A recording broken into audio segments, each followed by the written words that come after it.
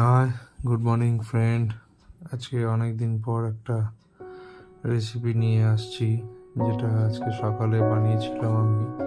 কলকাতা ময়দান স্টাইলের vegetable stew, যেরকম আর কি হয় চিকেন স্টিউ, ভেজ স্টিউ। তো চিকেনটা যেহেতু আমি খুব একটা প্রেফার করি না, তাই বানিয়েছিলাম ভেজ স্টিউ। তো ভেজিটেবলগুলো আলাদা করে আমি সেদ্ধ করে নিয়েছিলাম, মোটামুটি 60% বয়েল করে নিয়েছিলাম। বয়েল করার পরে একটু ঠান্ডা করে তারপরে কড়াইতে দিয়ে দিয়েছি একটু সাদা তেল, আর তার সাথে আমি একটু মাখন, আমুল বাটার ইউজ করেছিলাম। তোমরা চাইলে মাখন নাও দিতে পারো, আমি যেহেতু বাটারটা একটু প্রেফার করি তাই দিয়েছিলাম। আর তার সাথে ফোড়নে দিয়েছিলাম তেজপাতা, দারচিনি, গোটা গরম মশলার মধ্যে দারচিনি, এলাচ, লবঙ্গ, আর অবশ্যই কালো গোলমরিচ, এটা অবশ্যই দিতে হবে। তো ফোড়নগুলো দিয়ে তারপরে আমি আদা রসুন কুচি দিয়েছিলাম। অনেকে পেস্ট ব্যবহার করে, তোমরাও চাইলে পেস্ট ব্যবহার করতে পারো। কুচিটা দিলে কি হয়, মুখে ওই রসুনের বাইটটা পড়লে বাড়িতে, যেহেতু এখন শীতকাল, বেশ ভালো লাগে। সেই জন্য আমি এটাকে আদা রসুনগুলো গ্রেট করে দিয়েছিলাম। এটা একটু নাড়াচাড়া করে, কিছুই না, জাস্ট আদা রসুনের কাঁচা গন্ধটা শেষ হয়ে গেলেই আমি এই ভেজিটেবলগুলো এর সাথে একটু সতে করে নেবো। আচ্ছা, ভেজিটেবলগুলো কী কী দিয়েছিলাম বলে দিই। সেটা হচ্ছে, প্রথমেই দেখতে পাচ্ছ লাল গাজর, যেটা শীতকালের স্পেশাল। লাল গাজর দিয়েছিলাম, পেঁপে দিয়েছিলাম, বিন, কড়াইশুঁটি আর আলু। অনেকে কড়াইশুঁটি দেয় না, আমি কড়াইশুঁটিটা অ্যাড করেছি যেহেতু শীতকালের ফ্রেশ একটা, বেশ ভালো। এটা দিয়ে নাড়াচাড়া করে স্বাদ মতন নুন, পরিমাণ মতন।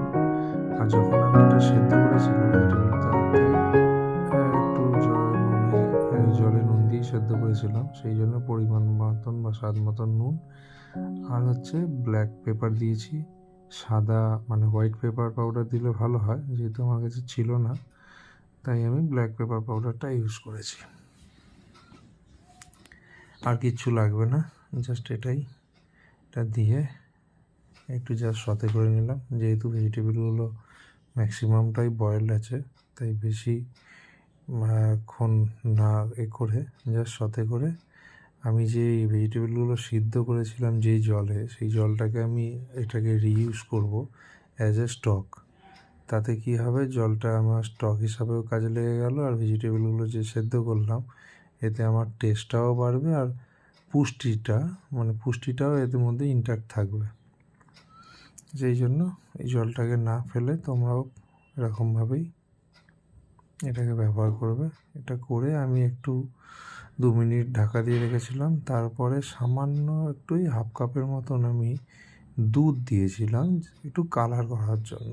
তোমরা চাইলে এটা নাও দিতে পারো, জাস্ট কালারটা একটু দেখতে একটু হোয়াইটিশ ভাব হয়, সেই জন্যই দেওয়া আর কি। তো এই হচ্ছে আজকে আমার হেলদি ব্রেকফাস্টের রেসিপি। এর সাথে একটু বাটার টোস্ট আর জাস্ট ভেজিটেবল স্টু। আমার তো খুব ভালো লাগে, তোমাদের কেমন লাগে জানিও। আর ভিডিওটি কেমন লাগলো, যদি ভালো লাগে লাইক, শেয়ার, কমেন্ট করো। আর আমার ইউটিউব বা ফেসবুক চ্যানেলটাকেও একটু ফলো, সাবস্ক্রাইব করো, যাতে আগামী দিনেও আমি এই ধরনের ভিডিও আরও বানাতে পারি। তোমাদের সাপোর্ট অবশ্যই দরকার। ওকে, থ্যাংক ইউ। আগামী বছর নতুন বছর আসছে, সবাই ভালোভাবে কাটিও। Tata, bye bye.